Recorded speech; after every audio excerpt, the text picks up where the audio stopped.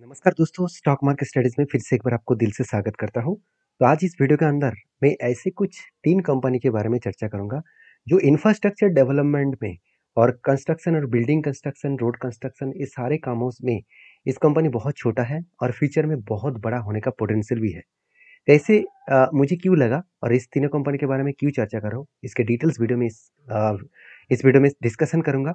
तो वीडियो को पूरा लास्ट तक देखना, क्योंकि इंफ्रास्ट्रक्चर बिल्ड होना किसी भी कंट्रीज के लिए बहुत बड़ा इंपॉर्टेंस पॉइंट होते हैं। क्योंकि कोई भी कंट्रीज में जब डेवलपमेंट होते हैं, सबसे ज़्यादा इंफ्रास्ट्रक्चर का बिल्ड होते हैं। तो इंफ्रास्ट्रक्चर का कितना अपकमिंग टाइम्स में ग्रोथ होने वाला है, उसका एक डेटा रिपोर्ट IBEF के ऊपर आपको देखने को मिलेगा। Indian brand equity and foundation के हिसाब से आपको एक रिपोर्ट पब्लिश किया गया है। जो रिपोर्ट आप देख सकते हैं, इंडियन लॉजिस्टिक मार्केट एस्टिमेट किया जा रहा है कि टच 320 बिलियन US डॉलर 2025 के हिसाब से। और ये भी बताया जा रहा है कि the overall infrastructure capex is estimated to grow up CAGR के हिसाब से 11.4% के आसपास। तो जो एस्टिमेटेड किया जा रहा है कि 2026 तक जो इंफ्रास्ट्रक्चर का जो ग्रोथ है वो इंडिया में बहुत ज़्यादा बढ़ने वाला है, 11.4% के आसपास बढ़ने वाला है। और ये भी बताया जा रहा है कि जो स्पेंडिंग है, मतलब driven by the spending on water supply, transport and urban infrastructure, ये सारे इस प्रोजेक्ट के ऊपर इस तरीके से 11.4% का CAGR के हिसाब से ग्रोथ होने वाला है। तो अपकमिंग टाइम्स में बहुत ज़्यादा ग्रोथ होने वाला है। और ये भी बताया जा रहा है कि फ्यूचर आप देख सकते हैं, further 1 trillion US dollar investment in infrastructure was proceed by the Indians planning. मतलब सोचिए, अपकमिंग टाइम्स में अप टू 12 ईयर्स में आपको देखने को मिलेगा कि 40% ग्रोथ इस सेक्टर में होने वाला है, और वो भी 1 ट्रिलियन US डॉलर के हिसाब से इन्वेस्टमेंट किया जाएगा। तो ये बात मैं इसलिए बता रहा हूँ कि इंफ्रास्ट्रक्चर के ऊपर आपको अगर काम करना है, तो सबसे पहले उस स्ट्रक्चर का, उस सेक्टर का कितना ग्रोथ अपकमिंग टाइम्स में आने वाला है, उसको सबसे पहले जानना है। अभी चलो कुछ कंपनीज के बारे में बात कर लेता हूँ। मैं 3 कंपनी के बारे में बात करूँगा, तीनों के तीनों ही स्मॉल कैप कंपनी है। तो वीडियो को शुरू करने से पहले मैं एक रिक्वेस्ट करूँगा, ये तीनों कंपनी के ऊपर आप काम करना चाहते हो तो एक बार आप डीपली रिसर्च करें, आपके सेबी रजिस्टर्ड एडवाइजर के साथ बातचीत करके काम करिए। क्योंकि हाई रिस्क कंपनी है, यहाँ पे कुछ भी हो सकता है। आपका पैसा हीरो भी बन सकता है, ज़ीरो भी बन सकता है। तो प्लीज़ एक बार बात को समझ कर स्टडी करके काम करना। पहले डिटेल्स में देख लीजिए इस कंपनी के बारे में। सबसे पहले जिस कंपनी के बारे में बात करूँगा, उसका नाम आप देख सकते हैं। उसका नाम क्या है? उसका नाम को सबसे पहले बता दूँ, उसका नाम है मैन इंफ्रास्ट्रक्चर लिमिटेड। तो मैन इंफ्रास्ट्रक्चर लिमिटेड, बेसिकली इसका वेबसाइट अगर ओपन करेंगे तो आपको पूरा डिटेल्स में पता चलेगा कंपनी किस इंफ्रास्ट्रक्चर के ऊपर काम करते हैं। देखिए, कंपनी 50 साल तक इस फील्ड में काम कर रहा है। साथ ही साथ कंपनी 50 से भी ज़्यादा डिलीवरी प्रोजेक्ट कंप्लीट कर चुके हैं। 10 इयर्स का एक्सपीरियंस है रियलिस्टिक इंडस्ट्रीज में, रियलिस्टिक डेवलपमेंट में। साथ ही साथ 2200 से भी ज़्यादा हैप्पीज क्लाइंट है। साथ ही साथ कंपनी ये भी बता रहा है कि hectares of total complete infrastructure कर चुके हैं 240 से भी ज़्यादा। उसके साथ साथ वर्कफोर्स एम्प्लॉय कितना है, 700 से भी ज़्यादा इसका एम्प्लॉय है। कंपनी सर इंडिया में नहीं है, साथ ही साथ अमेरिका में भी कंपनी बिजनेस कर रहा है। अगर मैं इसका स्ट्रक्चर वाइज देखूँ तो कंपनी का देखिए, जो पोर्ट इंफ्रास्ट्रक्चर के ऊपर कंपनी काम करते हैं, साथ ही साथ रेसिडेंशियल कंस्ट्रक्शन के ऊपर काम करते हैं, साथ ही साथ कमर्शियल एंड जो इंस्टीट्यूशनल कंस्ट्रक्शन है उसके ऊपर भी काम करते हैं, जहाँ पे IT है, ऑफिस है, कमर्शियल कैंपस है, होटल्स है, शॉपिंग मॉल है, इस तरीके से प्रोजेक्ट के ऊपर भी काम करते हैं।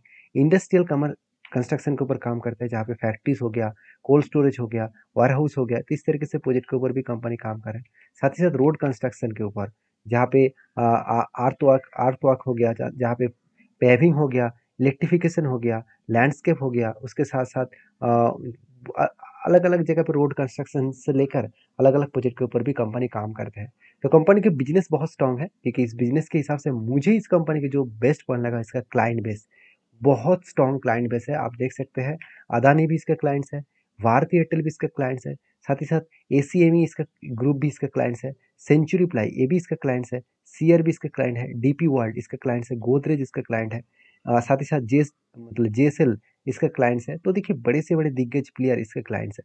तो जब क्लाइंट्स मतलब स्ट्रांग हो, तो उस कंपनी के ऊपर एक ट्रस्ट बिल तो होना ही चाहिए। तो देखिए सर, क्लाइंट से पेट नहीं भरेगा, कंपनी काम कैसे कर रहा है वो भी देखना जरूरी है। अगर मैं इस कंपनी के डिटेल्स के बारे में बात करूँ, तो इस तरीके से कुछ डेटा तो मैं पहले आपको दिखा चुका हूँ। अभी चलो कंपनी के बाकी डिटेल्स देख लेते हैं। सबसे पहले कंपनी के ऊपर ग्रोथ किस तरीके से हो रहा है वो देख लीजिए।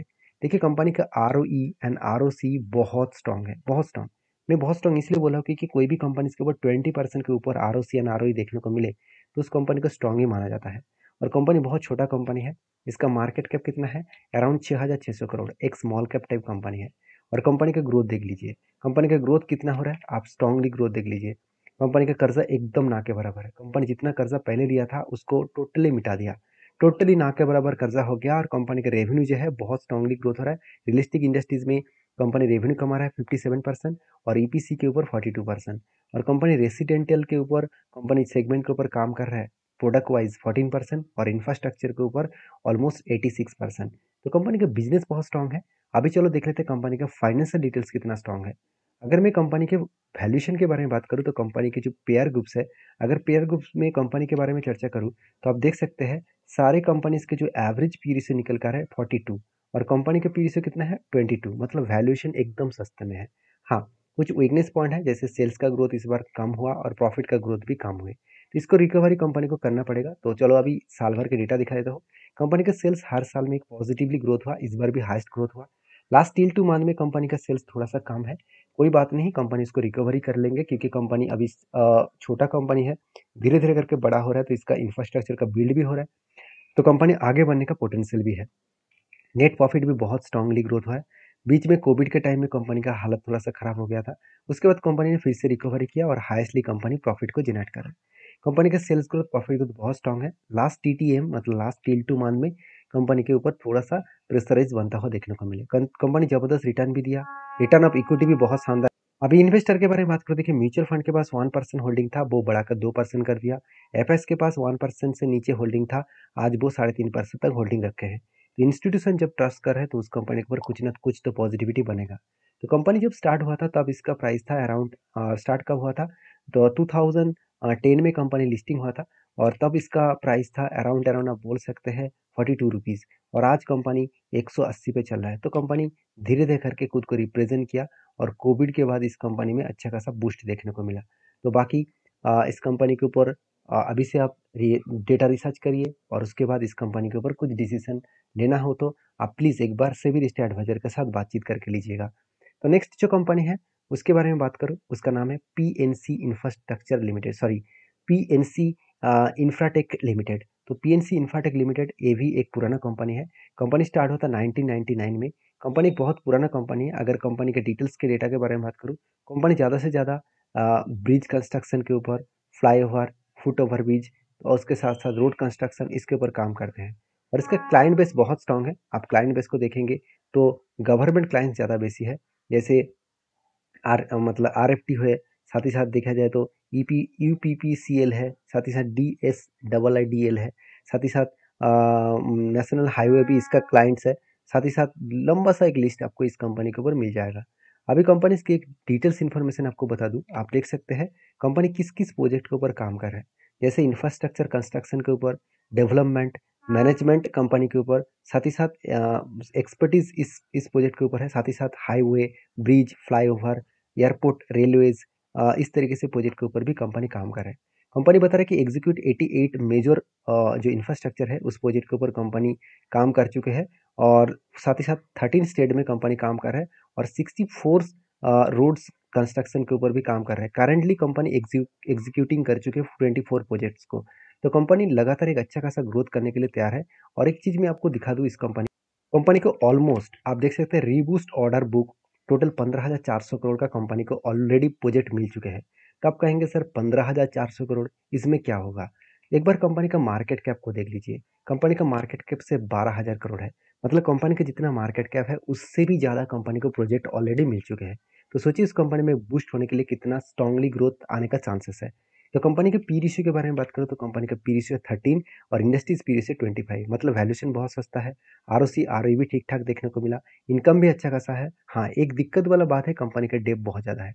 कितना डेप्थ है चलो एक बार मैं आपको यहाँ पे दिखा देता हूँ। आप यहाँ पे डिटेल्स में देखेंगे तो कंपनी के आरओसी एंड आरओई दोनों ही आपको ठीक ठाक देखने को मिलेगा। नेट प्रॉफिट मार्जिन हमेशा 8% के आसपास ही है और कंपनी का डेप्थ पहले भी जितना था उतना ही डेप्थ है। तो ये कंपनी के लिए एक बहुत बड़ा वीकनेस पॉइंट है क्योंकि छोटे कंपनी के ऊपर डेप्थ ज़्यादा होगा तो अगर मान के चलिए कल कोविड जैसे सिचुएशन आ गया तो कंपनी का हालत बिगड़ जाएगा, क्योंकि उसी टाइम में कंपनी के सिचुएशन पूरा का पूरा चेंज हो जाते हैं। क्योंकि कंपनी जिस जहाँ से लोन लिया वो तो ये नहीं कहेंगे कि चलो आप लोन बाद में मुझे सेटलमेंट करना, बाद में मुझे इंटरेस्ट देना, ऐसे तो नहीं कहेंगे। तो वो पैसा कहाँ से वो मिटाएँगे? तो ये एक दिक्कत वाला बात होता है। कंपनी इंडिया में 100% काम कर रहा है और कंपनी ईपीसी के ऊपर 90% काम कर रहा है और साथ ही साथ टोल एंड जो एन्युइटी है उसके ऊपर कंपनी 9.6 1% के आसपास काम कर रहा है। तो बेसिकली कंपनी के ऊपर जो प्रॉफिट एंड लॉस है उसके ग्रोथ के बारे में बात करूँ तो सेल्स देखिए 2013 में 1300 करोड़ का सेल्स किया, आज वो बढ़ के 8600 करोड़ बन चुके हैं। कंपनी के खासियत पॉइंट मुझे यही लगा कि कंपनी हर साल खुद के सेल्स को लगातार बढ़ाते चले जा रहे हैं। एक गुड पॉइंट्स है किसी भी कंपनीज के लिए। एक्सपेंस को मिटाने के बाद कंपनी का नेट प्रॉफिट भी हाईएस्टली ग्रोथ हुआ हर साल में। ये भी मुझे गुड पॉइंट्स लगा क्योंकि कोई भी कंपनी अगर इतना शानदार तरीके से प्रॉफिट को ग्रोथ कर रहा है तो उसमें तो कोई ना कोई तो पोटेंशियल आएगा, क्योंकि कंपनी के सेल्स का ग्रोथ, प्रॉफिट का ग्रोथ बहुत स्ट्रांग है। मान लेता हूँ लास्ट टिल 2 मंथ मतलब लास्ट 12 मंथ्स में कंपनी के सेल्स थोड़ा सा कम हुआ, उसको फिर से रिकवरी करने का दम रखते हैं कंपनी। तो कंपनी अच्छा खासा रिटर्न भी दिया, आरओसी भी, कंपनी के रिटर्न ऑफ इक्विटी भी शानदार है। अभी चलो इन्वेस्टर के बारे में चर्चा कर लेते हैं। कंपनी के इन्वेस्टर के बारे में बात करूँ तो कंपनी के ऊपर देखिए म्यूचुअल फंड 25% इन्वेस्ट करके रखे हैं और एफएस 10% के इन्वेस्टमेंट करके रखे हैं और प्रोमोटर के पास 56% और बाकी पब्लिक के पास होल्डिंग्स है। तो सोचिए इंस्टीट्यूशन किस लेवल तक इस कंपनी को ट्रस्ट करते हैं। इतनी छोटे कंपनी के ऊपर इंस्टीट्यूशन इतना ज़्यादा ट्रस्ट कर रहा है, तो मुझे लगता है इस कंपनी में दम तो है, तो इसीलिए शायद इंस्टीट्यूशन ने इस कंपनी के ऊपर ट्रस्ट किया है। तो कंपनी स्टार्ट हुआ था 2015 में, तब इसका प्राइस था 75 रुपीज़ और कंपनी ने हाई किया करीबन 570 रुपीज़ के आसपास। तो जब से स्टार्ट हुआ तब से लेकर मैं टॉप लेवल तक देखूँ तो ऑलमोस्ट 600% का रिटर्न दे चुके हैं। मुझे लगता है ये सब शुरुआत है, अभी लंबा जर्नी होना बाकी है। तो बाकी इस कंपनी के ऊपर आप ज़रूर स्टडी करिए, उसके बाद आपकी क्या राय होगा ज़रूर मुझे कमेंट्स करके बताइएगा। नेक्स्ट जो कंपनी है इस सेक्टर में और एक स्मॉल कैप टाइप कंपनी है, जिसका नाम के बारे में बात करूँ उसका नाम है KNR कंस्ट्रक्शन लिमिटेड। तो KNR कंस्ट्रक्शन लिमिटेड जो अराउंड 10,000 करोड़ का मार्केट कैप है, ये भी एक स्मॉल कैप टाइप कंपनी है। इसका प्राइस करीबन 350 के आसपास है। आप जब वीडियो देखेंगे शायद प्राइस चेंज हो सकते हैं, इसके लिए टेंशन में मत पड़ना। तो कंपनी के देखिए काम जो है वो बेसिकली रोड कंस्ट्रक्शन के ऊपर ही कंपनी ज़्यादा से ज़्यादा काम करते हैं। Road construction, bridge and flyovers, तो इसी तरीके से प्रोजेक्ट के ऊपर कंपनी ज़्यादा से ज़्यादा काम करते हैं। साथ ही साथ कंपनी टोल मतलब जो टोल प्लाजा होता है, सॉरी जो टोल टैक्स होता है, तो उसके ऊपर भी कंपनी काम करते हैं। फुट ओवर ब्रिज, फ्लाईओवर, इस तरीके से प्रोजेक्ट के ऊपर, ब्रिज कंस्ट्रक्शन के ऊपर भी ज़्यादा से ज़्यादा कंपनी काम करते हैं। तो कंपनी के जो प्रोजेक्ट है आप देख सकते हैं, हाईवे प्रोजेक्ट, साथ ही साथ जो इरिगेशन एंड वाटर सप्लाई है उसके ऊपर काम करते हैं, साथ ही साथ अर्बन वाटर इंफ्रा के ऊपर भी काम कर रहे हैं। देखिए ये दोनों प्रोजेक्ट कंपनी के लिए बहुत ज़्यादा फायदेमंद हो सकते हैं, क्योंकि इंडिया में बहुत जगह पे वाटर जो सप्लाई है वो धीरे धीरे करके बढ़ता हुआ देखने को मिला है, क्योंकि पानी का सप्लाई बहुत जगह पे कम हो गया। बहुत सारे स्टेट में तो गर्मी के टाइम में पानी भी नहीं मिल रहा है, तो उस जगह पे वाटर सप्लाई करने के लिए जो इरिगेशन डिपार्टमेंट है उसी डिपार्टमेंट से अच्छा खासा काम किया जाएगा। तो मुझे लगता है इस कंपनी के ऊपर अच्छा खासा फ्यूचर में ग्रोथ होने का चांसेस हो सकते हैं। अभी चलो कुछ इंपॉर्टेंस पॉइंट मैं आपके साथ शेयर कर लेता हूँ, जैसे कंपनी का पैन इंडिया में, ऑल ओवर इंडिया में कंपनी किस किस प्रोजेक्ट के ऊपर काम कर रहा है और वो भी एग्जीबिशन किस तरीके से किया है आप देख सकते हैं। तमिलनाडु में टोटल 12 प्रोजेक्ट किया और इसका वैल्यूएशन था 44,900 करोड़, सॉरी 44,998 टोटल मिलियन का। तो ओवरऑल बात करूँ तो 400 मतलब 450 करोड़ के आसपास आप बोल सकते हैं। तो आपको यहाँ पे लास्ट 2 डिजिट को हटाना है करोड़ों में कन्वर्ट करने के लिए। तो देखिए यूपी एंड तेलंगाना में 30 प्रोजेक्ट किया और वो भी 435 करोड़ के आसपास। तो चलो मैं डायरेक्टली स्टेट दिखा देता हूँ। कर्नाटका 15, केरला में 2, मध्य प्रदेश में 4, उत्तर प्रदेश में 10, असम में 2, आंध्र प्रदेश में 1, गुजरात में 1, ओडिशा में 1 एंड हरियाणा में 1। टोटल 79 प्रोजेक्ट किया और कंपनी टोटल जो प्रोजेक्ट किया, अगर मैं इस लास्ट 2 अंक को हटा दूँ तो करीबन 1619 करोड़ का टोटल प्रोजेक्ट कंपनी कर चुके हैं। तो कंपनी अच्छा खासा काम कर रहा है, जिसके चलते कंपनी में ग्रोथ आने का चांसेस भी है। तो कंपनीज के ऊपर अगर मैं बेसिकली कंपनी का ग्रोथ के बारे में बात करूँ तो आरओसी एंड आरओई तो ठीक ठाक है। कंपनी का प्रॉफिट मार्जिन ग्रोथ भी हमेशा 11% के आसपास ग्रोथ हो रहा है। डेप्थ ऑफ इक्विटी के बारे में बात करूँ तो ना के बराबर इसका डेप्थ है। और रही बात इसका बिजनेस का, टोटली जो इनकम सोर्सेस है वो मतलब कंस्ट्रक्शन के ऊपर और सर्विसेज के ऊपर काम आते हैं और साउथ इंडिया में कंपनी ज़्यादा से ज़्यादा काम करते हैं। और क्योंकि मैं पहले दिखा चुका हूँ साउथ इंडिया में सबसे ज़्यादा प्रोजेक्ट कंपनी ने किए हैं, कोई बात नहीं, ऑल ओवर इंडिया में काम भी करना स्टार्ट किए है। तो कंपनीज़ के ऊपर जो फाइनेंशियल डिटेल्स है उसके बारे में चर्चा करूँ तो कंपनीज़ के वैल्यूएशन के बारे में बात करूँ तो एकदम सस्ता आपको दिखेगा, क्योंकि इंडस्ट्रीज़ पी रेशियो 25 है और कंपनी का पी रेशियो 15 है। अच्छी बात है और कंपनी का बुक वैल्यू से डबल के आसपास कंपनी का करंट पी रेशियो है, तो ये भी अच्छा खासा सॉरी कंपनी का करंट मतलब जो करंट जो इसका प्राइस है उस हिसाब से देखा है तो कंपनी का जो वैल्यूएशन है वो भी सस्ते में देखने को मिला। डेप्थ एकदम ना के बराबर है। अगर प्रॉफिट एंड लॉस के बारे में बात करूँ तो 2013 में 760 करोड़ के आसपास सेल्स हुआ। वो बढ़ते-बढ़ते आज 4,400 करोड़ तक कंपनी का सेल्स देखने को मिला। एक्सपेंस कंपनी कंट्रोल में रखे, उस बेसिस में नेट प्रॉफिट 49 से लेकर 750 करोड़ तक कंपनी का नेट प्रॉफिट देखने को मिला। मतलब लगातार कंपनी का प्रॉफिट ग्रोथ यहाँ पे बढ़ता हुआ देखने को मिला है। हर साल में कंपनी प्रॉफिट ग्रोथ किया और इस बार तो सारे हद पार कर दिए, पिछले सालों की तुलना से डबल प्रॉफिट के आसपास किया। तो यही कारण की वजह से कंपनी का सेल्स ग्रोथ, प्रॉफिट ग्रोथ बहुत स्ट्रॉन्ग देखने को मिला। हाँ, सेल्स में थोड़ा-सा वीकनेस लास्ट 12 मंथ में देखने को नहीं मिला, मगर प्रॉफिट ग्रोथ बहुत स्ट्रॉन्ग है और कंपनी इसलिए अच्छा खासा रिटर्न्स भी है और रिटर्न ऑफ इक्विटी भी बहुत शानदार है। रही बात कंपनी के ऊपर इन्वेस्टर के, तो इन्वेस्टर के बारे में बात करूँ तो म्यूचुअल फंड भी 29% का होल्डिंग इस कंपनी के ऊपर करके रखे हैं और एफएस भी 8% के आसपास होल्डिंग को बढ़ा दिया है। तो अच्छा खासा होल्डिंग्स इस कंपनी के ऊपर किया जा रहा है। और चार्ट के बारे में बात करें तो कंपनी स्टार्ट हुआ था 2008 में, तब इसका प्राइस था 11 रुपीज़। तो 11 रुपीज़ से आज कंपनी कितना दूर तक गया, अगर 11 रुपीज़ से टॉप तक देखो तो ऑलमोस्ट 4,900% का रिटर्न दे चुके हैं। तो मुझे लगता है अभी भी जर्नी बहुत बाकी है। तो ये तो सिर्फ शुरुआत है। मुझे लगता है लंबा जर्नी होने का चांसेस है, क्योंकि जिस तरीके से इंडिया इकोनॉमिकली ग्रोथ कर रहा है और उस हिसाब से इंफ्रास्ट्रक्चर का ग्रोथ हो रहा है, तो अपकमिंग टाइम्स में ये सारे कंपनीज का ग्रोथ और भी ज़्यादा बढ़ने का चांसेस है। तो बाकी देखिए, सारे के सारे रिक्सी कंपनी है, स्मॉल कैप टाइप कंपनी है। किसी भी कंपनीज के ऊपर मेरे तरफ से कोई भी रिकमेंडेशन नहीं है। हाँ, अगर आप पूछेंगे सर आपके पास कौन सा शेयर है, तो मुझे कमेंट्स करके बताइए। मेरे पास जिस कंपनी का होल्डिंग्स है वो मैं आपके साथ ज़रूर कमेंट्स में बताऊंगा। तो वीडियो को लास्ट तक देखने के लिए धन्यवाद और सारे वीडियोस को वेरीफाई करिए। सेबी रजिस्टर्ड एडवाइजर के साथ बातचीत करके काम करिएगा। मिलते हैं नेक्स्ट वीडियो में, तब तक के लिए धन्यवाद।